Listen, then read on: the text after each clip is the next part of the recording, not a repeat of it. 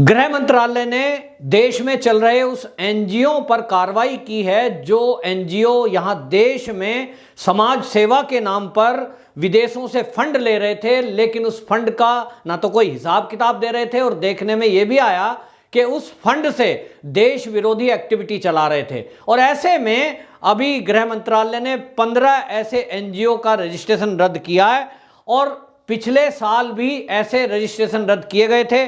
कुल आपको बताएं इस देश में एफसीआरए से जो रजिस्टर्ड हैं वो 22,708 एनजीओ और संघ पंजीकृत हैं। अब से पहले तो ये चलता रहा है कि एनजीओ वाले जितने भी हैं वो अपनी प्रोग्रेस रिपोर्ट और विदेशी फंड को प्राप्त करने के लिए, आपको बताएं विदेशों से जो फंड आता है उसको रिलीज कराने के लिए, खातों से उसको विड्रॉल करने के लिए गृह मंत्रालय की एनओसी की जरूरत होती है। और गृह मंत्रालय को अपना पूरा ऑडिट साल का कि आपने पैसे कहां कहां खर्च किए ये हिसाब किताब देना पड़ता है। लेकिन जब से मोदी सरकार आई उसके बाद से इन एनजीओ पर लगाम कसी गई और ये क्योंकि शिकायत पहले से थी कि इस देश में बहुत सारे एनजीओ फर्जी चल रहे हैं, समाज सेवा करते नहीं हैं, विदेशों से पैसा आता है और वो विदेशों से पैसा आया हुआ देश विरोधी गतिविधि में लगता है, धर्मांतरण में लगता है। और ऐसे ही जब रिपोर्ट मोदी सरकार को मिली तो उन्होंने गृह मंत्रालय के अधिकारियों को उसकी जांच के आदेश दिए। अभी तक लगभग 3,000 के करीब फर्जी एनजीओ बंद हो चुके, वो या उनका रजिस्ट्रेशन कैंसिल कर दिया गया। और अभी हाल ही में आपको बताएं 17 अगस्त को सुन्नी नेता शेख अबू बकर, उसका जो है एक मामला सामने आया था। 146 करोड़ रुपए में 35 जो दानदाता थे वो जो है 135 दानदाताओं से 146 करोड़ रुपया विदेशों से आया, जिसमें 28 केवल यूएई के थे। अब इस बात की गंभीरता आप समझिए, यूएई में ओमान, तुर्की और ब्रिटेन, ये तुर्की है या ओमान है और ब्रिटेन भी है, ये वहां बैठे हुए लोग इस एनजीओ को इनकी दान देते रहे और इस पैसे से यहां धर्मांतरण और कभी कभी देखने में आया कि आतंकवादियों के पक्ष में ये लोग खड़े हो जाते हैं, कोर्ट तक का खर्चा उठाते हैं। और जिस तरह से अभी हमने देखा कि सीए का विरोध जब हुआ था तो ये हमने देखा था कि किस तरह से शाहीन बाग में रोज बिरयानी बट रही थी और लोगों को 24 घंटे चाय, कॉफी, बर्गर, पिज्जा खिलाया जा रहा था। ठीक इसी तरह किसान आंदोलन के टाइम पे भी हमने देखा कि लोगों को बढ़िया मसाज मशीन मिली हुई थी, लेटने को गद्दे और एसी लगे हुए हैं, शराब तक परोसी जा रही है। अभी भी ऐसे वीडियो आते हैं कि ड्राम भर भर के शराब पिलाई जा रही है। आखिरकार उनको कौन फंडिंग कर रहा है? जब ये सवाल उठा तो बहुत सारे ऐसे लोग गृह मंत्रालय की नजर में आए जो एनजीओ के नाम पर वो लोग वहां पर फ्री में कुछ चीजें बांट रहे हैं। लेकिन अब जब पता लगा कि ये विदेशों से पैसा आ रहा है, विदेशों में जितने भी देश के दुश्मन हैं हमारे भारत के, वो नहीं चाहते कि इस देश में तरक्की हो और इसलिए इन एनजीओ के बहाने से, एक बहाना है विदेशी फंड यहां पे भेज दो। कुछ लोग सच में यहां देश में सेवा करते हैं, जैसे कि सेवा भारती अपने आप में इतना बड़ा संगठन है। कोरोना के काल में करोड़ों लोगों को फ्री में दवाई, भोजन मुहैया कराना, गरीबों की झुग्गी झोंपड़ी में जाके उनकी आर्थिक स्थिति को सुधार करना, उनके लिए शिक्षा की व्यवस्था करना। और ऑडिट करेंगे तो सही पाएंगे। अब इस तरह के जो भी कोई इस तरह के हैं, चाहे वो आश्रम हो, चाहे वो मंदिर हो, जिन्होंने ट्रस्ट बनाया हुआ है, जिन्होंने एनजीओ बनाया हुआ है, लेकिन उस पैसे का धर्मांतरण में इस्तेमाल हो रहा है। और अभी बहुत सारे देश के अंदर से इस तरह के वीडियोस देखे और इस तरह की कंप्लेंट आई केंद्र सरकार के पास कि देश में जगह जगह, जिसमें कि सबसे ज्यादा झारखंड और पंजाब से वो चीजें आई कि चर्च के माध्यम से और एनजीओ की मदद से लोगों को ये पैसे दिए जा रहे हैं कि आप 2 लाख रुपए ले लीजिए, आपकी हम नौकरी लगा देंगे। और एनजीओ में कहीं ना कहीं उनको सेट कर देते हैं, लालच देते हैं, आपको धर्म परिवर्तन करना है। धर्म परिवर्तन केवल एक पूजा की पद्धति भर बदलना नहीं है, इससे मानसिकता बदली जाती है और मानसिकता में उनका ब्रेन वॉश किया जाता है और देश के विरोध में उनको खड़ा किया जाता है। ताजा उदाहरण आप देख लीजिए कि 3 कृषि बिल केंद्र सरकार ने बनाए, वो किसानों के हित के हैं, लेकिन किस तरह से कुछ किसानों के दिमाग में वो जहर भर दिया गया। पैसे के बल पर उनको डेली शराब पिलाई जा रही है, बढ़िया खाना खिलाया जा रहा है। यहां तक हमने शुरू में देखा था जब सिंघू बॉर्डर और टिकरी बॉर्डर पर यह आंदोलन चला था तो टेंट लगा करके बाकायदा बाजार लगा दिया, किसान बाजार उसका नाम रख दिया।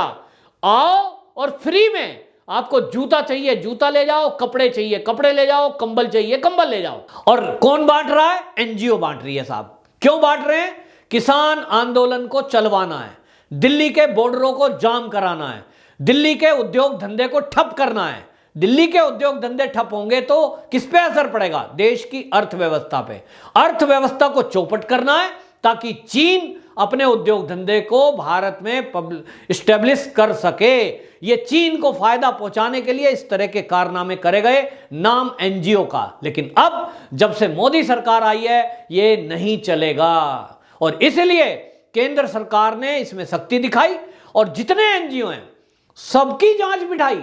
मैं भी एक एनजीओ से जुड़ा हूं, आश्रम से जुड़ा हूं और मैंने देखा है कि वहां अधिकारी जांच के लिए आते हैं। और कांग्रेस के जमाने में, मुझे इस कहने में कोई आपत्ति नहीं है, सीधा कमीशन खुला हुआ था 60-40 का। जो गृह मंत्री से आपको एनओसी चाहिए, खुला रेट था कि आपको 60-40 ये रेशो था, अधिकारी को दीजिए एनओसी लीजिए, कोई जांच नहीं है। और ऐसे बहुत सारे देश में लोग हैं जो फर्जी रसीद बना लेते हैं एनजीओ का चंदा देने के नाम पर और वो इनकम टैक्स बचाने के लिए उस रसीद का इस्तेमाल करते हैं। 1 लाख रुपया दिया, 10 लाख की रसीद बना दी और फिर उससे टैक्स में छूट ले ली। ये गोरख धंधा चल रहा था। लेकिन मोदी सरकार आई तो इन पर लगाम कसी और आज उसका नतीजा है कि आज जो एनजीओ हैं वो बौखला रहे हैं। और आपको बताता हूं किस तरह से एनजीओ हैं। एक है people's organisation of empowerment of tribal and heavy grace ministries. एक हमारे देश में एनजीओ है कॉमनवेल्थ ह्यूमन राइट्स इनिशिएटिव। इसको जून में सस्पेंड किया गया और इसके हेड कौन है, इसको चलाते कौन है? इसके जो सदस्य हैं सुप्रीम कोर्ट के पूर्व न्यायाधीश हैं, उनका नाम है मदन लोकुर। ये मदन लोकुर इस जो कॉमनवेल्थ ह्यूमन राइट इनिशिएटिव है इसके सदस्य हैं और इसमें विदेशों से पैसा आता है। विदेशों से पैसा आता है, अमेरिका, ब्रिटेन, कनाडा, इन देशों से पैसा आता है। काम क्या है? काम है कि जो जेल में बंद हैं उनकी स्थितियों को सुधारने के लिए, उन पर एक स्टडी करने के लिए ये एनजीओ काम करता है। दुनिया के कई देशों में इनके सदस्य हैं। लेकिन भारत का जो सदस्य है उसको क्या काम दिया जा रहा था मैं इसलिए कह रहा हूं क्योंकि अब वो मामला उजागर हो गया कि एक एनजीओ से जुड़ा हुआ है। ममता बनर्जी ने, आपको ध्यान होगा, देश में पेगासस का मुद्दा उठाया कि पेगासस के जरिए, सॉफ्टवेयर के जरिए बहुत सारे नेताओं के, पत्रकारों के और बड़े लोगों के मोबाइल फोन में जासूसी की जा रही है। इस पर लेकर कांग्रेस ने पूरा हल्ला काटा था, पूरा विपक्ष शोर मचा रहा था। अब कहां चला गया? वो शांत हो गया क्योंकि उनको सदन नहीं चलने देना था। सदन में अरबों रुपए का नुकसान करना था। देश के हित में जो कानून बनने थे उनको रोकना था। उनको चीन से इसी बात का इशारा मिला।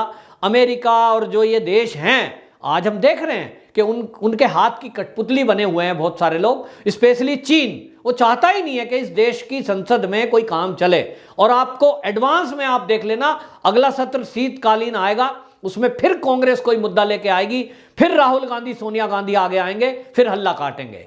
तो मैं बता रहा था आपको कि इस सदन में जब हल्ला मचा पेगासस को लेकर, केवल एक अखबार की न्यूज थी, सच थी नहीं थी इससे कोई मतलब नहीं। सारा विपक्ष इकट्ठा हुआ, सदन नहीं चलने दिया, पूरी बदतमीजी हुई और कानून तोड़े गए। उसी को लेकर ममता बनर्जी ने तो एक कदम आगे, उसने कहा कि मैं एक आयोग का गठन करती हूं और यह आयोग जांच करेगा कि पेगासस की जासूसी केंद्र सरकार ने कराई है कि नहीं कराई है।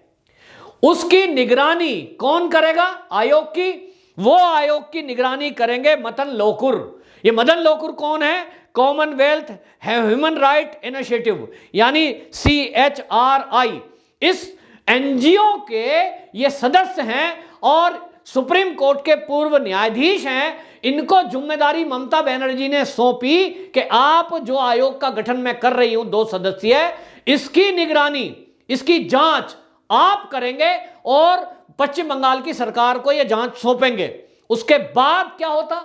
तो ममता बनर्जी जिस जांच को कराना चाहती थी, जो आयोग गठित किया था, पूरा मामला सेट था, पूरी पहले से सेटिंग थी। और ये क्योंकि काम ही यही करते हैं, ये रिपोर्ट देते कि हाँ जी मोदी सरकार ने ममता बनर्जी का फोन टैप कराया है, पेगासस में जासूसी हुई है, यानी शीतकालीन सत्र को बर्बाद करने की पूरी प्लानिंग इन लोगों ने कर रखी थी। लेकिन वो तो अब पता चला कि साहब जिस एनजीओ से ये जुड़े हुए हैं उसका लाइसेंस जून में ही सस्पेंड हो चुका, गृह मंत्रालय ने जून में सस्पेंड कर दिया था। आरोप उनके ऊपर भी यही था कि अमेरिका, ब्रिटेन और जो देशों से पैसा आया, चीन डायरेक्ट पैसा नहीं दे रहा, अब आप देखिए वो अमेरिका को देता है या वो ब्रिटेन को देगा और वहां के नागरिक इनको देंगे। तो इनडायरेक्टली उसने बचने के लिए लोग ढूंढे हुए हैं, लेकिन केंद्र सरकार की नजर से वो संस्था बच नहीं पाई और इसलिए जून में उसको बैन कर दिया गया। लेकिन उसके सदस्य और सुप्रीम कोर्ट के पूर्व न्यायाधीश को ममता बनर्जी यूज करना चाहती थी केंद्र सरकार को बदनाम करने के लिए। किस तरह की साजिश ये लोग करते हैं, आपने देखा कि आतंकवादी की पैरवी करने के लिए भी सुप्रीम कोर्ट में खड़े हो जाएंगे। कौन है जी? एनजीओ है साहब। लोग सोचते हैं इनकी संस्था है, लेकिन नहीं, उसके पीछे आप देखेंगे चीन और पाकिस्तान के वो मंसूबे होंगे कि वो इस देश की सरकार को बदनाम करके वो चाहते हैं कि इस देश में कोई विकास ना हो। और इसलिए मेधा पाटेकर को आपने देखा होगा कि वो सरदार सरोवर बांध रुकवाने चली गई गुजरात में। देश के विकास में एक बांध बनना है, लेकिन वो केवल पर्यावरण की रक्षा के नाम पर उसकी एनजीओ ने देश के विकास को रोकने की साजिश की। यह बात अलग है कि बाद में साजिशों का खुलासा हुआ और मोदी जी उस समय वहां सीएम थे तो उन्होंने पुरजोर आवाज उठाई।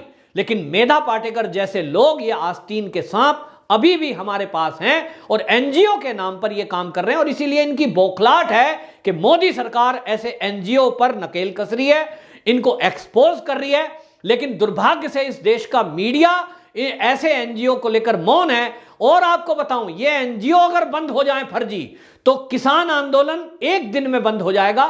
जिस तरह से सीए का शाहीन बाग, उसकी पोल खुली और वो बंद हो गया, टेंट खाली होने लगे, इसी तरह अब आप देखिए जिस तरह से धीरे धीरे केंद्र सरकार नकेल कस रही है, ये किसान आंदोलन भी धीरे धीरे ढीला पड़ता जा रहा है। यानी देश में एनजीओ के नाम पर या तो धर्मांतरण हो रहा है, या इस देश का विकास रोका जा रहा है, या इस देश में फर्जी आंदोलन खड़े किए जा रहे हैं। और एक ही मंसूबा है कि किसी तरह ये भाजपा सरकार राज्यों और प्रांत से हट जाए, पहले वाली लूट जो चल रही थी 70 साल से वही दोबारा से चालू हो और ये कम्युनिस्ट विचारधारा फिर से शिक्षा नीति पर लागू हो और ये अपने मंसूबे पाले और चीन का यहां बिल्कुल पूरी तरह कब्जा हो जाए। लेकिन मोदी और अमित शाह के होते ये मंसूबे किसी के भी कामयाब होने के नहीं है। वंदे मातरम।